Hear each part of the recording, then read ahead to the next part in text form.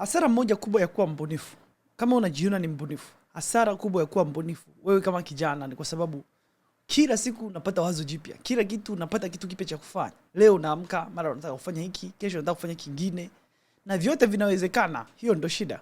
Na kwa kuwa vyote vinawezekana, unajikuta unashindwa kufocus kwenye kitu kimoja na unashindwa kupata matokeo unayotaka. That's a very big problem. Nasema hivyo kwa sababu nimekuwa stuck kwa muda mrefu mpaka nilivyokuja kugundua kwamba nisipo focus kwenye jambo moja naweza nikashindwa kupata vile vitu ninavyotaka, japokuwa naweka nguvu zote naweka muda wote, naweka hustle yote kwenye kitu ninachokifanya. Sasa hii barua nayoenda kushare na wewe ni barua ambayo nimeandika kwa ajili ya wasomaji wangu wa Jasi zaidi ya 450 ndani ya barua zangu za Zilim Growth Club za Zilim. Unaweza kujiunga kupitia link hapo chini. Lakini nimewafundisha jinsi ya kuchagua mwelekeo mmoja wa biashara ambao unatumia AI na kuacha kuanza upya kila mara. This is a very big problem na tunaenda kudeal nayo leo. Okay? Kwa wewe ambaye ni mgeni hapa, mimi naitwa Elius Kamwagire Macbenvix, mwanzilishi wa Zilim na Zilim Growth Club. Na bila kupoteza muda, let's go. Okay? So, cha kwanza nataka uelewe kitu kimoja. Hii story ni true story, lakini nataka uifikirie vizuri. Kuna mtu aliniambia juzi, na ni mwanafunzi wangu. Aliniambia nimeshajaribu kuagiza mizigo China. Kisha nimeanza kufanya coaching kwenye mitandao ya kijamii. Lakini baadaye nimeanza kuuza nguo mtandaoni. Na baadaye ulivyonifundisha jinsi ya kutumia AI, sasa hivi nimeanza kuwafundisha wafanyabiashara na kuwasaidia kutumia AI kuandikia matangazo wateja wangu. Lakini mpaka sasa hivi hakuna kitu hata kimoja ambacho kinanilipa vizuri. Mbona kama biashara ni ngumu? Yaani anasema biashara ni ngumu wakati ameshajaribu biashara 4. Ndani ya sentence moja kuna biashara 4. It's a very big problem. Alikuwa amechoka sana huyu jamaa. Sasa uchovu wake sio kwamba hana akili. Ni kwa sababu ana akili nyingi na akili zake zote, kila akili inataka njia yake. Okay? Kila kitu anachokiwaza kina njia yake tofauti. Yaani ni kama wewe unataka uende Mwanza, lakini unataka uende huku, lakini pia uende huku, lakini pia uende huku, lakini pia uende huku. Yaani unataka ufuate direction 100 kwa wakati mmoja, kitu ambacho mimi na wewe tunajua kabisa hakiwezekani. Sasa hii ndo hali halisi ya wajasi wengi, especially wajasi ambao ni wabunifu. Mjasi ni mfanyabiashara ambaye anatumia teknolojia, ni mjasiriamali ambaye anatumia teknolojia. Unafanya vitu vingi, unajifunza kila wiki, unapost, unajaribu kutuma DM, kuchat na wateja, unabadilisha bio, alafu pia unasikia podcast mpya kama hii ambayo inaongelea fursa mpya, inaongelea kitu kipya, unasema hii sasa ndo yenyewe. Hii sasa ndo fursa yenyewe. Alafu mwezi unaofuata upo kwenye kitu kingine kabisa. Sasa hela haiwezi kaja kwa hiyo style. Sawa? Hela haiwezi kaja kwa hiyo style. Kwa sababu ukifanya hivyo, hela inakuja hapa na hapa na hapa, alafu baadaye inapotea. Unajiuliza, tatizo ni nini? Tatizo ni nini? Sasa nataka uelewe kitu kimoja. Tatizo ni kukosa mwelekeo mmoja. Na kukosa mwelekeo mmoja kuna kufanya ukose mfumo mmoja ambao wewe mwenyewe unaweza ukaufuata huo mfumo, kwa sababu mfumo unakuwa unaunga mkono mwelekeo wako. Hiyo ndo kazi ya mfumo. Kazi ya system ni kukusaidia wewe uweze kufuata mwelekeo unaotaka. Ndo kazi ya system. Ukisikia wafanyabiashara, ukisikia mtu anasema mfanyabiashara anaendesha biashara yake bila kuwa na mfumo, ujue huyo mfanyabiashara hana cha kwanza mwelekeo wa kule anapotaka kwenda, na hana mfumo ambao unamsaidia yeye kufuata ule mwelekeo. Wewe kama umepanga bana, kila siku nitakuwa natengeneza content kiasi fulani, na post hivi, natuma message kiasi fulani, napiga simu ngapi, huo ni mfumo ambao unakusaidia kufuata mwelekeo fulani. Kwa hiyo bila kuwa na mwelekeo ni vigumu sana kuwa na mfumo ambao utakusaidia kufuatisha huo mwelekeo wako. Okay? Sasa kwa nini wazo jipya halileti pesa? Wafanyabiashara wengi wanadhani kwamba wakipata wazo jipya, vijana wengi especially ambao nimekutana nao, wanadhani kuwa na wazo jipya ndio kunakuletea pesa. Na sasa hivi tena kwa ulimwengu wa AI, unaweza ukawa na mawazo 100, unaweza kumwambia AI akupe mawazo 2000. Lakini kila unapobadilisha mwelekeo wako, okay, unarudi tena hatua ya mwanzo. Na hii ndio changamoto ya kuwa na wazo jipya. Kuwa na wazo jipya hasara yake ni hapa. Unajikuta leo umepata wazo, unaenda kwenye mitandao ya kijamii, unajenga audience mpya, unajifunza lugha mpya ya soko, labda wateja wanazungumza hivi, unajifunza lugha mpya ya soko lako, unatengeneza offer mpya, unaanza kutengeneza uaminifu kuanzia sifuri. Kila kitu unaanzia sifuri. Kwa hiyo kama ulikuwa kuna wazo fulani unalifuata wiki iliyopita, kuanza upya inakuwa expensive kuliko unavyodhani. Kwa sababu ukianza upya ina maana unaanza tena from scratch. Ndio maana unaweza kaingia kwenye mitandao ya kijamii ukaanza kutengeneza content leo, ukaenda nazo ukatengeneza content wiki, miezi miwili ukaona mbona hivi vitu haviletei matokeo. Lakini wale watu ambao wamekuwa wakikufuatilia ile miezi miwili wameanza sasa kushawishika. Bado hawajanunua huenda, lakini wameanza kushawishika. Sasa wewe unafika ile sehemu unakata tamaa, unaanza upya, umepata wazo jipya sasa. Ukianza upya tena unaanza kutengeneza audience mpya ya hilo wazo lako jipya. Sasa fikiria kwa mfano. Let's say wewe una kibanda chako labda kibanda cha chips au kibanda cha biashara au whatever. Okay? Hapo mtaani kwenu. Ina maana kila wiki unabadilisha bidhaa. Kila wiki leo umeanza na chips, watu wamekuja, hii wiki sasa. Wewe hii sehemu ya chips yake ni nzuri sana. Kesho utarudi tena kununua chips. Umepata wateja watano hii wiki, wanasema watarudi wiki ijayo kununua chips. Kesho kutwa wanashangaa, jamaa amebadilisha, sasa hivi anauza nguo. Sasa hivi anabadilisha nguo. Unapata wateja wapya sasa wa nguo. Wanasema kesho kutwa nitarudi kununua nguo. Wanakuja kesho kutwa, wanakuta unauza simu sasa hivi. Sasa mteja anapita mara moja, anasema huyu jamaa mbona kama haeleweki anachokiuza? Hawezi kurudi tena. Soko linakuwa halijui wewe unasimama wapi, na wewe mwenyewe unakuwa haujui unasimama wapi, kwa sababu wewe unatafuta wazo ambalo siku ukileta tu ile wazo sokoni, hiyo siku likuletea wateja 100, kitu ambacho hakiwezekani. Sasa wazo jipya huonekana kama ni uhuru. Ukipata wazo jipya la biashara, ilionekana kama ni uhuru, kama ni freedom. Nimepata wazo jipya. Lakini kiuhalisia wazo jipya ni mzigo, kwa sababu huwezi kujenga mfumo juu ya kitu ambacho kinabadilika kila mwezi. Mfumo unahitaji msingi, unahitaji foundation, na huo msingi sasa unahitaji mwelekeo mmoja. Kama unatengeneza foundation, wale wanafunzi ambao wako ndani ya kuna masterclass ambayo tumetengeneza special inaitwa Tumia AI Kuuza Online Masterclass ndani ya Zrim Growth Club. Na ndani ya kwenye risala kwanza tunatengeneza foundation, tunatengeneza misingi ya biashara. Kama wewe una biashara unataka kujitangaza kwenye social media, risala kwanza basically ni kutengeneza foundation. Huwezi kuleta AI kwenye biashara yako, AI akakusaidia kufanikiwa kwenye biashara yako bila kuwa na foundation ambayo AI anatumia kama mwelekeo, kama direction, kama mfumo ambao anafuata. Haiwezekani. Kwa hiyo msingi unahitaji mwelekeo mmoja. Sasa nataka tuelewe hiyo concept ya mwelekeo mmoja, kwa sababu kuwa na mwelekeo mmoja inamaanisha nini? Na nimeshakwambia huwezi kusema unaenda Mwanza alafu ukasema njia zote zinaenda Mwanza. Haiwezekani. Haiwezekani. Na hii kitu ndo kinafanya watu wabishane kwenye dini, kwa sababu watu Yesu alisema mimi ndo njia pekee. Lakini watu wengine wanasema kuna njia nyingi. Basi haina shida. Kuna mtu mmoja hapo ni muongo. Kuna mtu mmoja ni muongo. Sasa tuelekee issue ya mwelekeo mmoja. Tuelewe issue ya mwelekeo mmoja ni nini? Elewa issue ya mwelekeo mmoja, mfumo mmoja. Mwelekeo sawa, sio kufanya biashara ambayo inauza vitu expensive. Kuwa na ile kitu tunakiita business direction, kuelewa direction ya biashara yako, sio kuwa una kitu expensive ambacho unakiuza. Mwelekeo ni jibu la swali moja. Inabidi ujibu hili swali ndani yako, kwamba unamsaidia nani, kwa nini na kwa njia gani. Kwa hiyo lazima ujue unamsaidia nani, na huyo mtu unamsaidia kufanya nini. Yaani unamsaidia kupata matokeo gani? Yaani kwa nini unamsaidia? Cha tatu, unatumia njia gani? Okay?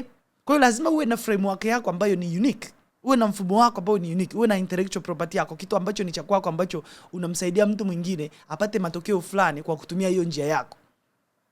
Sasa usisemi kwamba bana mimi nauza bana kwa mtu yeyote. Biashara yangu mimi nauza kwa mtu yeyote. Yaani yeyote atakayeamua kuja kununua atanunua. Na usiniambie kwamba mimi nafanya tu kitu chochote ambacho kinaniingizia pesa. Yaani ni mwelekeo mmoja, mtu mmoja unayemsaidia, na tatizo moja unalosuluhisha, na njia moja unayoitumia kumfikia huyo mtu. Hiyo ndo tunaita mwelekeo. Zaidi ya hapo basically una bet. Okay, zaidi ya hapo una bet. Ngoja nikupe mfano. Mtu anayejua kupika vizuri anaweza kuwa na mwelekeo wa kusema kwamba bana mimi ninawasaidia wanawake ambao wanauza chakula kwenye Instagram kuandika matangazo yanayouza kwa AI.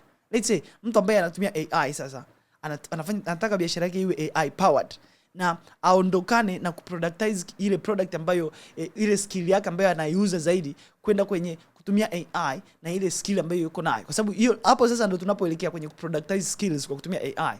Okay? Wewe kama unajua kupika, unaweza kuwasaidia wanawake ambao wanauza chakula kwenye mitandao kama Instagram kutengeneza matangazo ambayo yanauza kwa kutumia AI. At the same time, unaweza kuwa wewe mwenyewe unafanya hicho kitu. Sasa hiyo sasa ni mwelekeo. Hiyo sasa ni direction. Sio kwamba mimi nafanya tu vitu vyangu kwa kutumia AI. Nataka tu niuze kwa kutumia AI. Hiyo ni concept ambayo inabidi uielewe.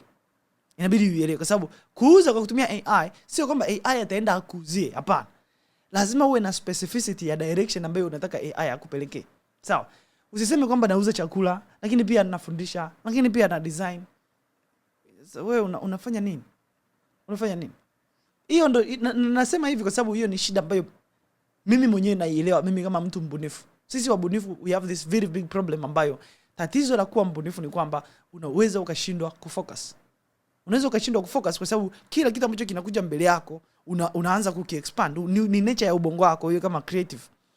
Ubongo wako unaanza kutafuta vitu vingine zaidi, plan B, nisipofanya hiki nitafanya kile kingine. Yaani unaanza kutafuta suluhisho la matatizo ambayo hayajatokea bado.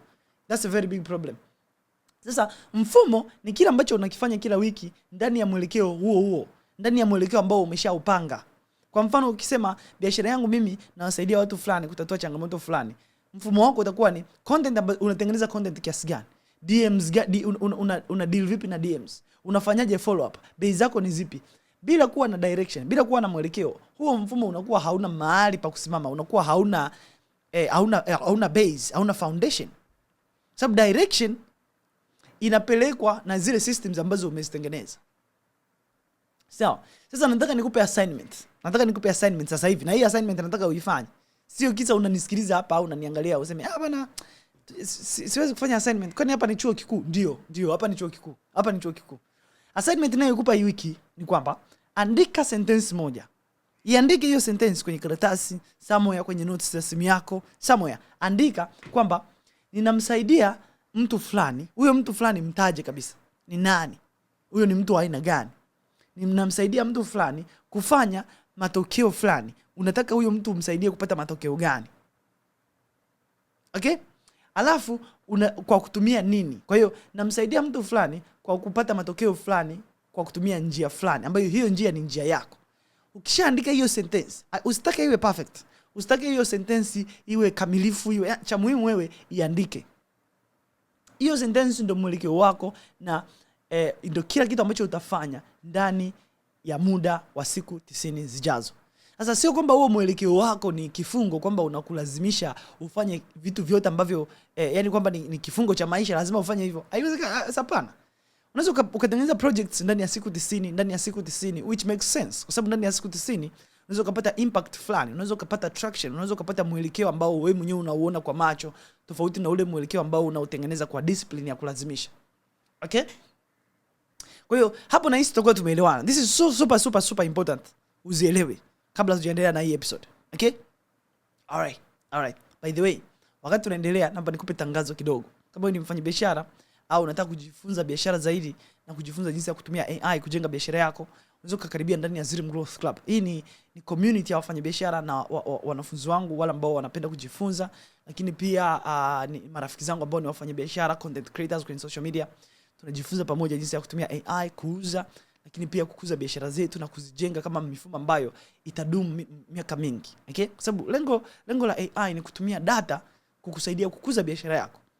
Kwa hiyo imagine ndani ya miaka 3, ndani ya miaka 4 utakuwa umekusanya data kiasi gani? Utakuwa umetengeneza mifumo kiasi gani ambayo inakuwa yenyewe, kwa sababu AI ni mfumo ambao ni self learning tunasema. Okay, ni loop ambayo inajifunza yenyewe. Kwa hiyo ukijifunza jinsi ya kutumia AI sasa hivi itakusaidia kujenga biashara yako ambayo itakuwa muda mrefu. Okay? Unaweza kujiunga na sisi ndani ya Zrim Growth Club. Utaklik link hapo chini au unaweza kunitumia message WhatsApp au Instagram kujiunga ndani ya Zrim Growth Club. Kuna ada fulani ya kujiunga lakini ni manageable. Anyway, so tuendelee. Sasa tumezungumzia issue ya siku 90 kwamba ukiwa unajenga biashara yako focus zaidi kwenye siku 90, kwa sababu ndani ya siku 90 unaweza kupata impact fulani. Kwa nini tuna focus zaidi kwenye siku 90? Kuna watu waga wanasema kwamba ndani ya siku 90 ni muda mzuri sana wa kujenga tabia. Kwa mfano, ukisema unataka uanze kupungua mwili, uanze kufanya mazoezi, tengeneza siku zako 90 ambazo hizo siku 90 unafanya mazoezi consistently kwa siku 90. By default baada ya siku 90 hautateseka, kwa sababu mwili na ubongo utakuwa ushazoea kufanya hayo mazoezi unayoyafanya. Kama unapenda kusoma vitabu, mimi ni mpenzi sana wa kusoma vitabu. Kusoma vitabu ni uvivu sana. Yaani ni kitu cha, yaani unaweza kuwa mvivu sana. Kuna watu ambao hawajawahi hata kusoma Biblia, hawajawahi kusoma vitabu vyao vya dini, hawajawahi. Wao wanachofanya ni kutembea tu, wanasema maneno ambayo wameambiwa. Hiyo ni shida. Ni vigumu sana kusoma kwa sababu Kusoma unahitaji ukae, ufocus, usome kila neno. Lakini ukisema ndani ya siku 90 kila siku utakuwa unasoma, unaweza kutengeneza tabia ya kusoma ambayo inaweza ikadumu muda wote. Okay? Kwa hiyo kuna hii sheria ya siku 90 nataka uende nayo wakati unajenga biashara yako kwenye social media, kwamba kwa sababu watu wengi hubadilisha mwelekeo kabla ya kuona matokeo. Matokeo hayaji kwa wiki 2. Sawa? Yanakuja baada ya kurudia kitu kila siku kwa muda mrefu. Siku 90 sio kwamba ni adhabu. Kufanya vitu ndani ya siku 90, kufanya vitu kila siku kwa siku 90 sio adhabu. Ni majaribio. Ni experiment. Unakuwa unachagua mwelekeo mmoja, unakuwa unachagua direction ambayo utaifuata kwa miezi 3, na wewe mwenyewe unasema kwamba bana, kwa miezi 3 nitafanya hivi tu, na unapima matokeo. Unapost kuhusu hicho kitu, unazungumzia hicho kitu, unawaambia watu kuhusu hicho kitu, unawavutia wateja kuhusu hicho kitu, unajaribu kuuza hicho kitu ndani ya hizo siku 90. Kila siku unafanya hicho kitu, kinaboa, kinakera, kinakwaza, na unaweza usipate hata mteja mmoja, usiuze ndani ya hizo siku 90, lakini baada ya siku 90 utapata data za kutosha. Kwa hiyo kama wewe unaanza biashara yako na haujawahi kutumia AI na unasema sasa hivi naweza kutumia AI, ni rahisi. Bila data, AI inaweza isikusaidia chochote. Inaweza ikakusaidia tu kuelewa direction ambayo unataka ifuate, lakini kama unataka ielewe na ikushauri wewe kulingana na biashara yako na vitu vyako na uhalisia wako, then inabidi uwe na data ambazo unazitumia, ambazo AI anaweza akatumia zile data kukushauri vizuri. Kwa hiyo baada ya siku 90 unaweza kuwa na data za kutosha ambazo zinaweza zikakusaidia, unajua mwelekeo wa biashara yako, unaishi au unaamua mwenyewe kama bana, niendelee na huu mwelekeo wangu au nibadilishe, au nifanye hiki kitu, niende na hii direction au niache na hii direction. Okay? Lakini utaamua mwenyewe kuacha kufuata huo mwelekeo au kuendelea na huo mwelekeo, sio kwa sababu ulisema bana ngoja niende tu siku moja nitatoboa. Hapana, ni kwa sababu data zimekwambia. Okay? Sasa ngoja nikupe story ya mtu mmoja ambaye ninamfahamu. Huyu alibadilisha biashara yake zaidi ya mara 4. Kuna mwezi alinipigia simu, alikuwa anataka akope hela. Akaniambia, Mark Benfix, nataka unikopeshe unikopeshe milioni 5. Nikamwambia milioni 5 siwezi kukopesha, labda nikopeshe milioni 3. Nikasema haina shida. Lakini alikuwa na followers 2000. Kwa muda mrefu sana alikuwa anatengeneza content. Zaidi ya mwaka anatengeneza content. Lakini kila mwaka alikuwa anabadilisha biashara. Leo anabadilisha hiki, kisha anaenda biashara nyingine, kisha kutoa hii. Na akawa amekusanya zaidi ya followers 2000. Lakini mauzo aliyopata alikuwa ni mauzo 0. Sasa mwaka uliofuata akaamua kuchagua biashara ambayo ni biashara moja. Okay? Ambayo ilikuwa ni kusaidia wafanyabiashara wa Tanzania ambao ni wafanyabiashara wadogo waweze kuandika message ambazo zinauza WhatsApp. Zile sales messages, zile sales copy kwenye WhatsApp ambazo zinafunga mauzo. Ndani ya siku 90 baada ya kufanya yale mabadiliko, ndani ya zile siku 90 ambazo ninakuambia siku 90 ni siku 90 za focus. Okay? Alikuwa na wateja zaidi ya 13 ambao wanalipa tayari. Na hao ni wateja consistent. Yaani let's say wateja wanamlipa let's say labda 100,000 au 1,200,000 au 50,000 whatever. Wateja 13 wanamlipa kila mwezi. Na sasa sio kwa sababu alifanya hii kitu kwamba aliwabahatisha hao wateja watatu. Hapana, ni kwa sababu alisimama sehemu moja, akawa na focus na kitu kimoja kwa muda mrefu vya kutosha, kiasi kwamba akaweza kusikika na soko likamuelewa, watu wakaelewa anachokifanya. Sasa hii ni muhimu sana na inabidi uifanye. Ndio maana nataka nikupe assignment nyingine hapa, assignment ya pili. Tuko serious. Sio unakuja kwenye hizi episode zangu unategemea kwamba nitakuwa nakupa burudani. Kama unataka burudani, nenda Instagram. Instagram nitakuburudisha tu vizuri. Lakini hapa kazi yako ni wewe kufanya kazi. Okay? Assignment ya hii wiki ni kwamba nenda fungua kalenda yako. Ingia kwenye simu yako. Nenda kwenye kalenda. Kuna vitu vinaitwa kalenda kwenye simu yako. Unaweza kaenda kwenye kalenda inaitwa Google Calendar. Okay? Ingia kwenye hii kalenda yako inaitwa Google Calendar. Okay? Ingia kwenye hii kalenda, unaona ratiba yangu ya siku iko vizuri kabisa. Okay? Ingia kwenye kalenda yako. Sawa? Kuanzia leo mpaka siku 90 zinazofuata, andika mwelekeo wako juu ya kalenda yako. Kwenye kila siku andika mwelekeo wako. Kila unapopata wazo jipya, sawa, ambalo unaona hili wazo jipya linavutia, umepata idea mpya sio ya kuanza kusambaza korosho nchi za nje, umeanza sio kuuza vitu kutoka Uturuki, unaanza sio kuanza kupeleka sio internet kwenye mavyuo vikuu, unapata wazo sio la kwenda siku ambalo I say, yani hiyo inalipa. Yaani ukianza kupata hiyo biashara ambayo kichwani inakwambia hiyo biashara inalipa, chukua hiyo biashara, usilikatae kabisa. Cha muhimu liandike pembeni. Sawa, liandike kwenye daftari. Liandike kwenye daftari, alafu liandike pembeni. Sema hili nitalirudia baada ya hizo siku 90. Alafu kwenye hizi siku 90 za sasa hivi, kuanzia leo mpaka siku 90 zinazofuata, chukua hilo wazo ambalo uko nalo sasa hivi, ambalo unaliona kama ni potential au ambalo unadili nalo, au biashara yako ya sasa hivi, focus nayo. Kila siku unavyotengeneza content, kila siku unavyokuja kwenye mitandao ya kijamii, kila siku unavyozungumza na watu, hakikisha unafanya kitu kuhusu biashara yako kila siku kwa siku 90. Hiyo ndo nidhamu ya mwelekeo. Hiyo ndo nidhamu ya direction. Unavyonipigia simu Mark Benfix, au unavyokuja kwenye community, wale watakao kujiunga ndani ya Zrim Growth Club. Unavyoingia ndani ya club unataka kuuliza maswali. Usizungumzie biashara ambayo it's not your business. Focus kwenye your business. Zungumzia biashara yako. Kuna mtu anakuja kwenye biashara, anaanza kusema, hivi kitu fulani kanafanyaje? Unakuta mtu anaanza kuuliza, hivi nataka mfumo ambao utanisaidia kutengeneza website ambazo zitakuwa yani wewe unafanya biashara ya kuuza labda unafanya, wewe ni mwalimu wa masuala ya fedha.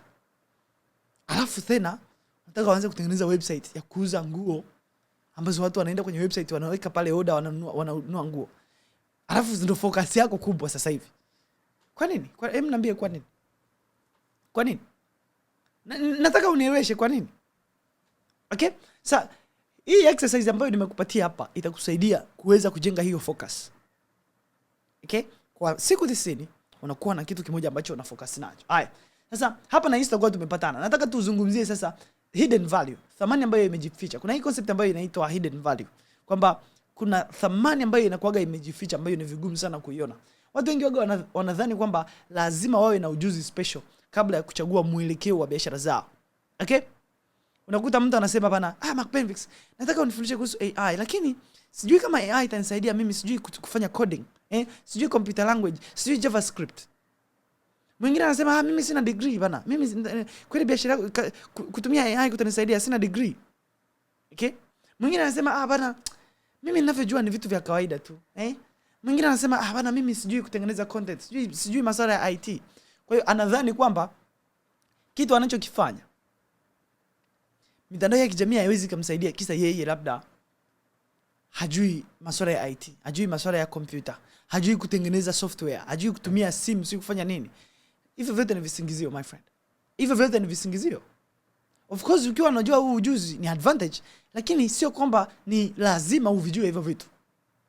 Kuna mtu alinipigia simu juzi, alikuwa alinipigia simu, alikuwa anajiunga kwenye Zrim Growth Club. Na ananiambia bana, mimi nataka unifundishe jinsi ya kutengeneza systems kwa kutumia AI.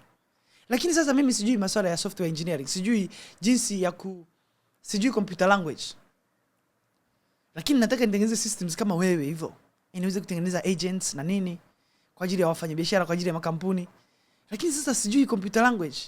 Nikamwambia ndugu, nikupe habari, hata mimi sijui computer language. Hivyo vitu vyote ni visingizio. Kwa nini? Kwa sababu kile unachokijua ambacho ni kawaida kwako kinaweza kuwa kitu ambacho kinakosekana kwa mtu mwingine. Okay? Sasa mimi nilitafuta zaidi ujuzi kuhusu AI. Nilitafuta zaidi ujuzi kuhusu machine learning, kuhusu large language models, kuhusu generative AI. Hivyo ni vitu ambavyo nilikuwa interested navyo. Na kwangu mimi huu ni ujuzi wa kawaida sana. Yaani ni ujuzi wa kawaida sana. Na ndio maana nasema ujuzi wa kawaida kwako unaweza ukawa kitu kinachokosekana kwa mtu mwingine. Sawa? Mjasi ambaye anajua jinsi ya kupost kwenye Instagram kila siku, anajua kupost kila siku hata bila kuwa na followers wengi. Huyo mtu ana ujuzi ambao mtu mwingine ambaye ndo anaanza leo hana. Kwa hiyo na hii kitu ndo nataka ukielewe. Sasa hivi unaweza kaangalia kwenye mitandao ya kijamii utagundua kuna watu wengi wanafundisha kwenye mitandao ya kijamii jinsi ya kutengeneza pesa. Jinsi ya kuuza, jinsi ya kujenga biashara, jinsi ya kufanya nini.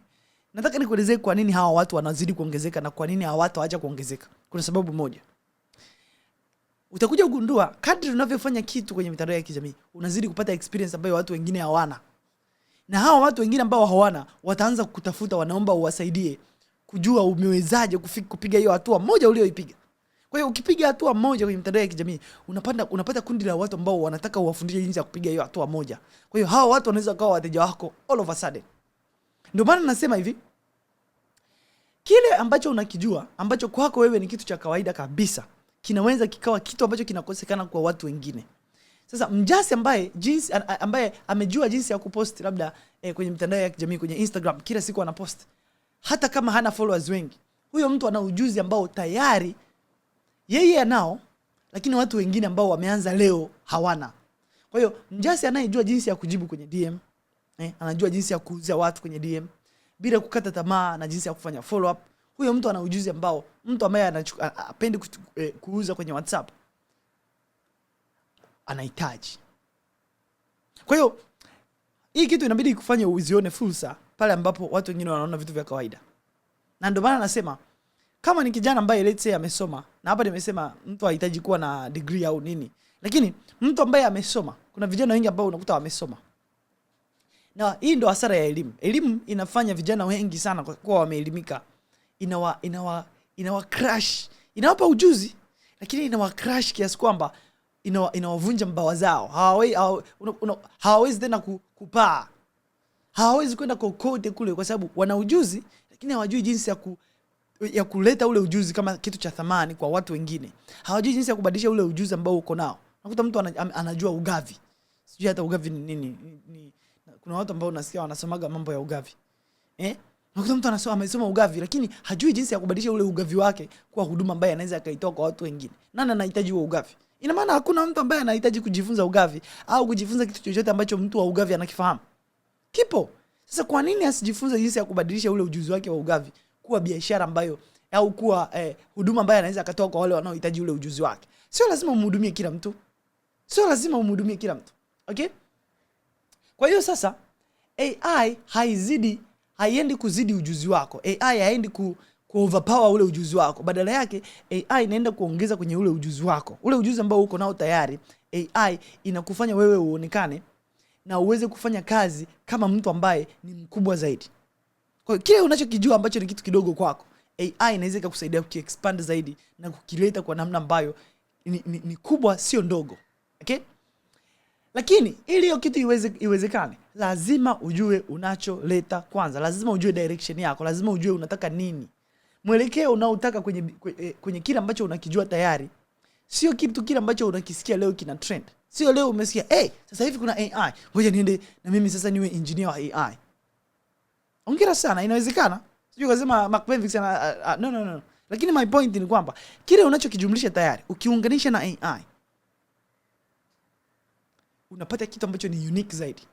Okay? Kuna marafiki zangu wengi ambao wanafundisha masuala ya fedha kwenye mitandao ya kijamii. Na hawa watu the biggest product wanayotoa ni kuelimisha watu kuhusu masuala ya fedha basi.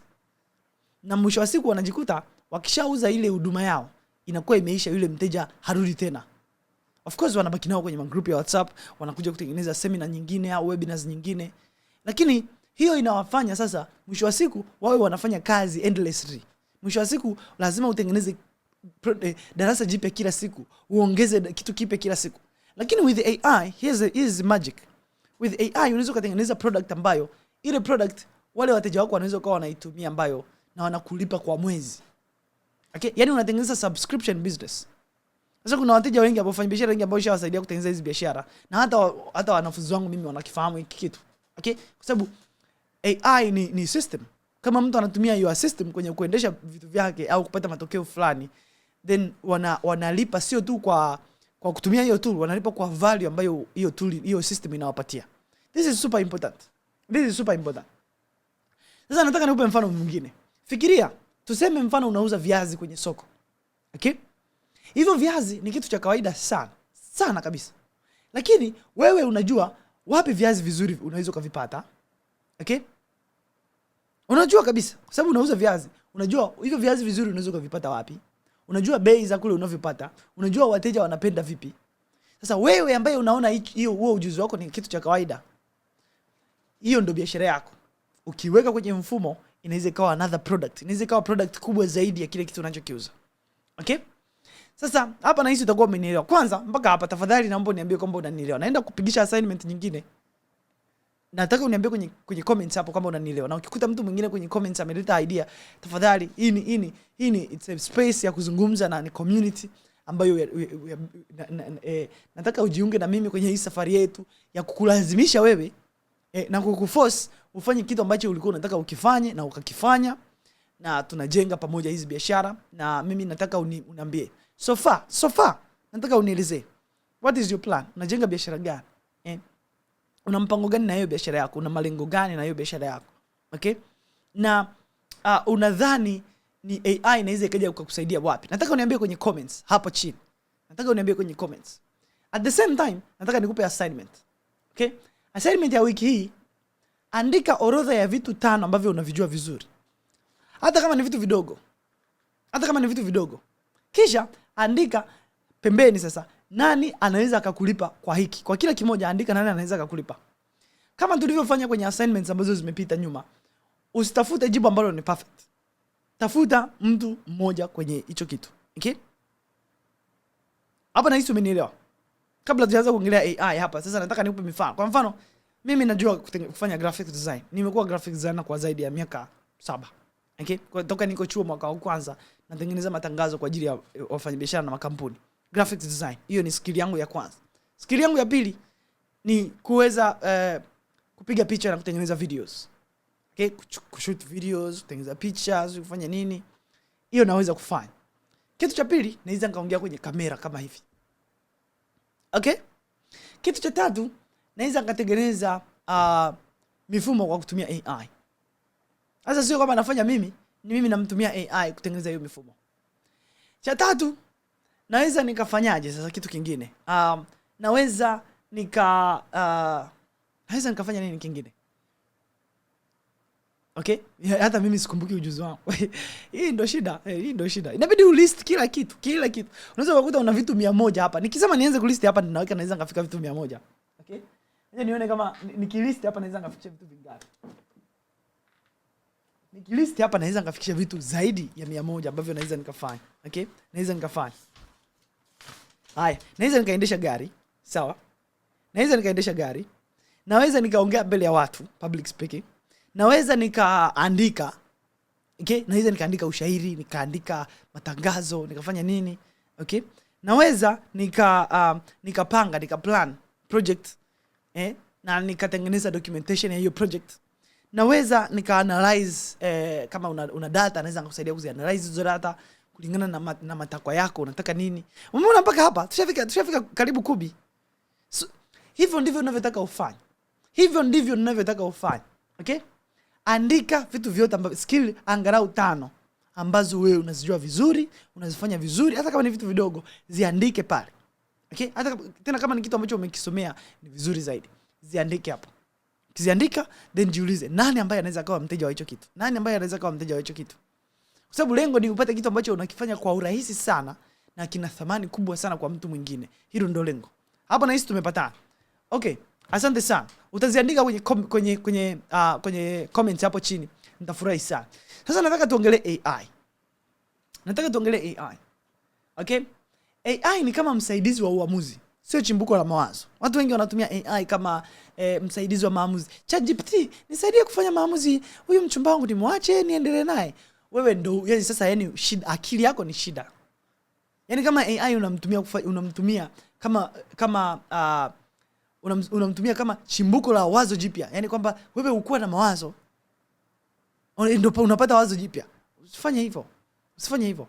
Kama ChatGPT inabidi akusaidia kuachana na mchumba wako, inabidi wewe ulikuwa ushapanga kuachana na mchumba wako. ChatGPT hapaswi kukusaidia kwamba hilo ndio wazo jipya ChatGPT amekuletea. Hapana, usifanye hivyo. Lakini anaweza kukusaidia kufanya maamuzi. Unaweza kumtumia kama msaidizi wa kufanya maamuzi. Okay? Ngoja nikuelezee unavyomtumia kama msaidizi wa kufanya maamuzi. Watu wengi wanatumia AI kuzalisha mawazo 50. Unasema bana AI, nisaidie bana, nataka nijue labda mawazo 11 ya biashara. Mawazo 11 ya biashara za kufanya. Mtu unakuta mwingine ndo anachokifanya hivyo. Na nipe mawazo 11 ya biashara yangu. Mawazo 11 ya biashara yako. Ina maana wewe una mawazo ya biashara. Okay? Sasa wewe ukienda ndani ya AI, ukamwambia kuzalishie mawazo 50, alafu ukakwama. Ina maana umekwama wakati una mawazo tena 50. Sasa kwa nini umekwama? Yaani una mawazo 50 afu tena umekwama. Sasa nataka nikupe njia tofauti. Hii ni njia ya kutumia AI ambayo itakusaidia sana. Tumia AI kuchuja. Usitumie AI kuzalisha zaidi mawazo. Tumia AI kuchuja mawazo ambayo uko nayo tayari. Mpe AI profile yako, ujuzi wako, maelezo yako, vile vitu ambavyo umeandika hapo chini kwamba bana mimi na hizi skills na hizi skills na hizi skills. Muda wako wa kazi. Kwa mfano mimi na masaa 2 tu ya kazi kwenye biashara. Na sasa hivi nimeongeza na hisi ngoja nikuoneshe hapa kwenye kalenda yangu, unaweza ukaona. Kingia kwenye kalenda yangu nina masaa, unaona? Nina muda wa deep work kuanzia saa 12 mpaka saa 12:15 mpaka saa 3:15. Huu ndio muda wangu wa kazi. Baada ya hapo nipo kwingine kwenye misele yangu, nipo somewhere, nipo nimeenda kukutana na partners wangu, na marafiki zangu, wateja wangu. Yaani nipo. Lakini kazi zangu zote, biashara zangu zote, kila kitu ambacho nafanya ndani ya hayo masaa ndio huo muda wangu. Sasa wewe nawe una muda wako. Utamwambia AI muda wako, kile ambacho unapenda kufanya, kile unachotaka kupata, kisha muulize, nipe mielekeo mitatu. Nipe directions 3 tofauti za biashara ambayo inafaa kwa profile yangu, kwa aina ya biashara yangu. Alafu mwambie akupendekezee moja kubwa. Hivyo ndivyo AI inavyofanya kazi vizuri. Inakusaidia kuchagua. Sio kama inakusaidia kuanza upya. Sawa. Sasa kwa nini tunafanya hivi? Kwa nini tunampa context nyingi? Kwa nini tunampa taarifa nyingi AI? Tunampa taarifa nyingi kwa sababu AI hiyo ndio tabia yake. Ukimpa maelezo ya kawaida, anakupa majibu ya kawaida. Okay? Ukimpa maelezo ya kawaida, anakupa majibu ya kawaida. Lakini ukimpa AI kwamba bana, nataka kufanya biashara online, AI atakupa majibu ya kawaida sana. Atakwambia fanya hivi, fanya biashara hii, fanya biashara hii, fanya biashara hii. Lakini ukimpa AI ukweli wako wote, mfano ukamwambia bana, mimi najua kupika, nina muda wa masaa 2 kwa siku, na ninapenda Instagram, na nataka niweze kutengeneza 500 kwa mwezi. AI atakupa mwelekeo mzuri sana. Atakupa majibu mazuri sana ambayo unaweza kaenda ukaanza kujaribu. Sasa naomba tuelewane kitu kimoja hapa. Sio kwamba AI, sawa, AI sio kama ni mwelekeo wako. Usije ukasema basi sasa mwelekeo wangu sasa ni AI. Hapana, AI ni msaidizi wa kuamua mwelekeo. Sasa uamuzi bado unakuwa ni wa kwako wewe. Sio, umenipata? Na uamuzi huo unahitaji kujaribiwa kwa siku 90, sio kwa masaa 2, sio kwa wiki 2, sio kwa miezi 2. Siku 90. This is very very important. Ukiamua kufanya jambo, ukiamua kufanya biashara, ukiamua kujaribu biashara fulani, ifanye angalau ndani ya siku 90. Ifanye angalau siku 90. Na hapa nikisema siku 90 inamaanisha 90 days. Hakikisha umefanya kitu, umetengeneza content, umefanya vitu vyote ambavyo ungefanya kama mfanya biashara wa hicho kitu chako. 90 days. Okay? Na nimeandika hii nikiwa natamani sana unielewe, kwa sababu ukichukulia poa na muda ukifika utatamani ungenisikiliza sana. Sababu baada ya siku 90 ukiwa umeshajaribu biashara nyingine, umeshapotezea 90 days, then 90 days zitapita, alafu utasema bora ningefuata alichokisema Mark Benvix. Bora Mark Benvix alichoniambia ningekifuata. Okay? Sasa ngoja nikupe assignment nyingine hapa, na ole wako hii usifanye. Hii assignment iko hivi: andika profile yako vizuri sana kwa sentence 5. Andika ujuzi wako, zile skills zako 5 ambazo umezitaja, zile sentence 5, muda ambao uko nao, kile ambacho unapenda ukifanya, kile ambacho unahitaji kama kipato. Unataka utengeneze shilingi ngapi? Unataka utengeneze kiasi gani cha pesa? Alafu tumia AI kuuliza mwelekeo, options 3. Mwambie akupe options 3. Alafu kwenye zile options 3 mwambie akwambie recommendation moja. Alafu chagua moja wewe unayotaka. Alafu andika hiyo sentence ya mwelekeo wako. Usifanye kitu kingine kila wiki hii. Usifanye kitu kingine tofauti wiki hii. Hilo ndilo direction yako. Alafu chukua ule mwelekeo ambao umechagua, anza kufanyia kazi kuanzia leo, kuanzia tunavyozungumza hapa. Kwa zile siku 90 ambazo tumeongelea, ndani ya 90 days, hicho ndio kitu tutakachokifanya. Okay? Na hiyo ndio hapo ndio utakuwa umeanza kujenga biashara yako. Sababu bila kufanya hivyo, you are going to be wasting your time. You are going to be wasting your life. Utakuwa unajikuta muda umepita. Sasa hivi tupo unashangaa, mwaka umeshaisha. Mwaka ndio umeshaisha. Ushaisha. Mwaka umeisha and you have done nothing, kwa sababu muda ulikuwepo wa kufanya vitu. Ulikuwa ufanye kwa sababu kila muda ulikuwa unajaribu kitu kipya, unaanza kitu kipya. Hakuna kitu ulichokifanya consistently kwa siku 90. Nothing you did. Sasa this is super important. Okay? Sasa ujumbe mkuu wa hii episode ya leo ni kwamba moja ndo inakutosha. Moja tu ndo inakutosha. Na usiniambie nitumie AI gani, moja ndo inakutosha. Na usiniambie nifanye biashara gani, biashara moja ndo inakutosha. Usiniambie nitumie mtandao gani, niweke Instagram au Facebook, moja ndo inakutosha. I don't care, utaenda Facebook, utaenda Instagram, popote pale. Chagua mtandao mmoja, nenda kafanya hicho kitu kimoja ambacho umesema unakifanya kwa siku 90. Okay? Mwisho wa siku tatizo sio ukosefu wa mawazo. Tatizo ni ukosefu wa kujitolea kufuata ile direction moja, ile direction moja unayotaka uifanye. That's the biggest challenge. Okay? Mwelekeo mmoja unaruhusu mfumo mmoja, na mfumo mmoja ndio unaolipa. Ukiona just one system moja ndio inakusaidia. Watu wengi wananitafuta wanasema, Mark Benfix, unaonekana uko busy sana. Mara unatengeneza content YouTube, mara umekutana na wateja wako ambao ni wafanyabiashara wakubwa Kariakoo, na wengine ni wafanyabiashara wakubwa kwenye mitandao ya kijamii. Mara upo sijui wapi, mara umezunguka huko Morogoro, upo Mwanza, mara umesafiri sijui kwenda wapi. Unawezaje kufanya hivi vitu vyote? Ni kwa sababu ya mfumo. Yaani wewe unaona vitu vingi, ila hicho kitu ni mfumo mmoja ndio unafanya hivyo. Okay? Siku 90 ni muda wa majaribio, sio kifungo cha maisha. Ndani ya siku 90 ukiona kitu hakifanyi kazi, mimi nakuruhusu ukata tamaa. Nakuruhusu ukata tamaa. Lakini kama hujafanya ndani ya siku 90, usiniambie chochote.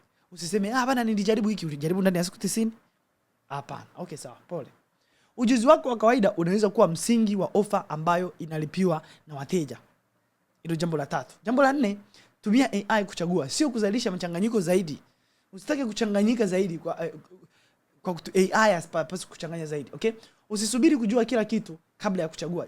Chagua kitu kimoja, jaribu ndani ya siku 90, kisha rekebisha kwa kutumia data. Vile vitu ambavyo umefanya ndani ya siku 90 ni data zinatosha kabisa kuweza kusaidia. Okay? Watu wengine wananiuliza, uliwezaje kujua kama utapata wateja kwa biashara unayofanya? Ngoja nikuoneshe.